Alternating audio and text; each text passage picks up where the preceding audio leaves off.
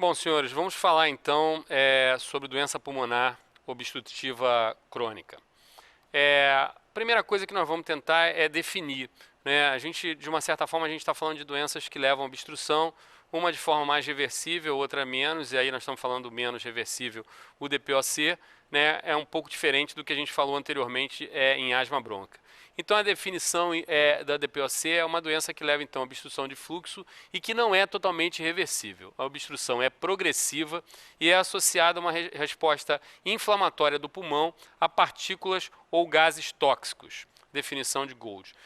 Na realidade, nós estamos aí falando principalmente do tabagismo, dos gases inalados pelo tabagismo.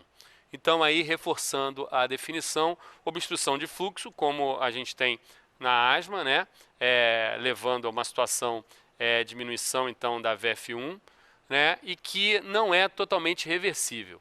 É uma obstrução progressiva e associada a uma resposta inflamatória do pulmão a partícula ou gases tóxicos. Bom, vamos fazer considerações iniciais. Quais são as principais comorbidades e o que você deve se preocupar diante do doente com doença pulmonar obstrutiva crônica? Na realidade, você pode ter doença cardiovascular associada ao DPOC. A gente tem que lembrar aí do corpo pulmonar, né? A gente tem que lembrar que muitas vezes essa doença evolui ao longo da vida, então o doente se torna idoso. O doente muitas vezes tem depressão pela situação cronicamente de crônica enfermidade, uma enfermidade difícil, que como a gente já viu, leva a uma progressão de piora, o doente leva o doente a uma angústia respiratória, uma saturação baixa de oxigênio mantida, muitas vezes com CO2 elevado, com a dificuldade enorme do doente respirar, então leva a depressão, pode levar a osteoporose aos pacientes mais graves. E é claro, a gente tem que levar em consideração como esse doente vai evoluir. A gente falando muitas vezes em doente dos países subdesenvolvidos, a gente muitas vezes costuma ver as exacerbações infecciosas, que nós vamos falar logo mais à frente, mas a principal causa de morte do doente DPOC é a neoplasia de pulmão, como a gente está aí relatando. E por que nos países de primeiro mundo a principal causa de morte, e aí, por definição, a principal causa de morte no DPOC é o CA de pulmão, relacionado, claro, a essa exposição mantida a esses gases tóxicos do tabagismo, né? Porque esse doente tem um tratamento melhor, muitas vezes, nos países envolvidos, ele tem uma estrutura melhor de vida, e esse doente dá tempo desse doente evoluir com CA de pulmão. Ele não tem um evento, às vezes, terminal antes de qualquer uma das situações, de qualquer outra comorbidade. Ele consegue um tratamento em que ele se livra de uma situação grave de outra comorbidade e chega, então, ao CA de pulmão. Bom, continuando então a falar sobre DPOC, vamos falar de duas apresentações clássicas, o enfisema pulmonar e o bronquítico crônico, né? Uma situação clara obstrutiva mantida, o enfisema já com destruição, mas a gente tem que levar em consideração que isso é uma definição um pouco, eu diria, da literatura, um pouco esquemática. Na realidade, você tem um mix dessas situações, o doente não é só enfisematoso, o doente não é só bronquítico, na realidade, DPOC é um mix dessas situações clínicas, e aí para exemplificar os doentes, então, o enfisematoso, o famoso pink puffer, né, e o blue bolter, que é o soprador, o pink puffer, o soprador rosado, e o doente com a cianose, né, o bronquítico. Então aí é o exemplo das duas situações, a bronquite crônica e o enfisema pulmonar, aí então o pink puffer e o blue bolter. Bom, vamos falar então da abordagem da doença pulmonar obstrutiva crônica. Como é que a gente acompanha isso, como é que a gente avalia, como é que a gente suspeita, como é que a gente enxerga clinicamente? Claro, esse doente vai ter uma dispneia progressiva persistente, com piora ao exercício, porque ele tem uma limitação, né, de performance respiratória. né? Ao longo do tempo também esse doente, claro, ele pode manter tosse crônica, tosse seca, muitas vezes, intermitente. Esse doente muitas vezes pode exacerbar com secreção, e nós vamos discutir isso mais à frente. Expectoração crônica, mucoide de qualquer tipo, esse doente geralmente tem o toalete bronco matinal, esse doente acumula secreção, ele expectora, a tosse então é sempre aí presente. A história familiar de doença pulmonar obstrutiva crônica também vem junto dessa patologia. E uma das coisas importantes a gente lembrar é que o fator de risco principal é o tabagismo. A gente tem ainda a poluição atmosférica, né, a poluição do ar de uma forma geral. A gente tem a pobreza, a gente tem como fator de risco a pobreza.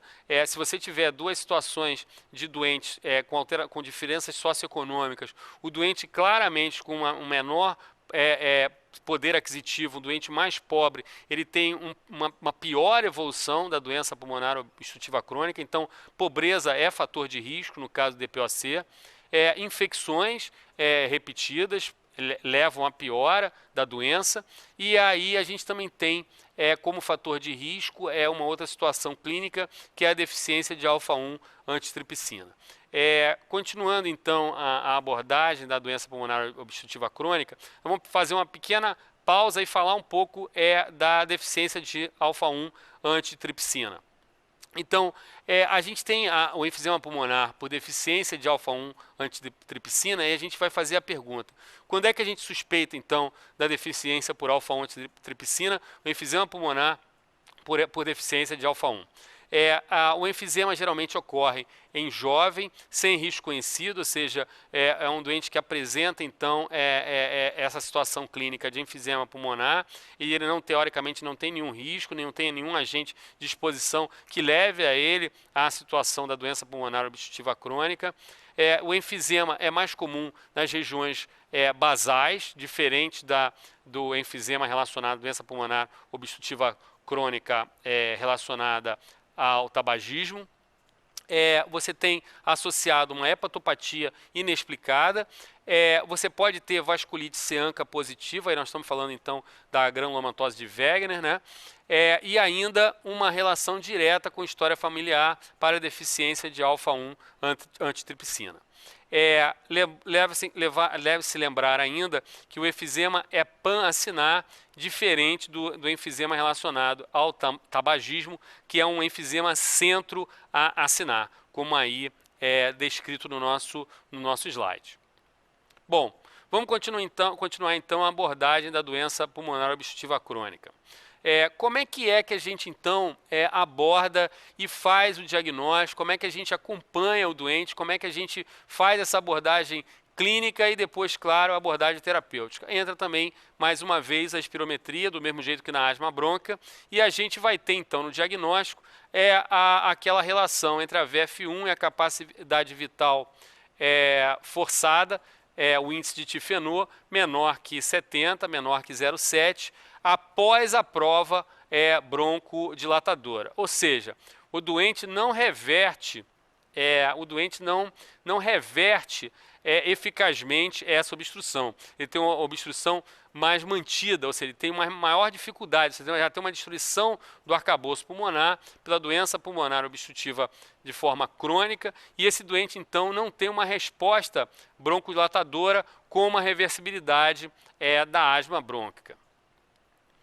Então lá, mais uma vez, então vamos tentar aí classificar a gravidade dessa patologia. Eu vou usar essa tabela demonstrando o seguinte: o estágio 1, com uma VF1 maior ou igual a 80%, ou seja, o doente consegue fazer um volume expiratório forçado no primeiro segundo maior que 80%, praticamente normal. Estágio 2, um pouco pior, já apresentando uma situação que tem um índice aí, índices piores, e aí por aí, em sequência, cada vez pior, chegando a VF1 menor que 30%.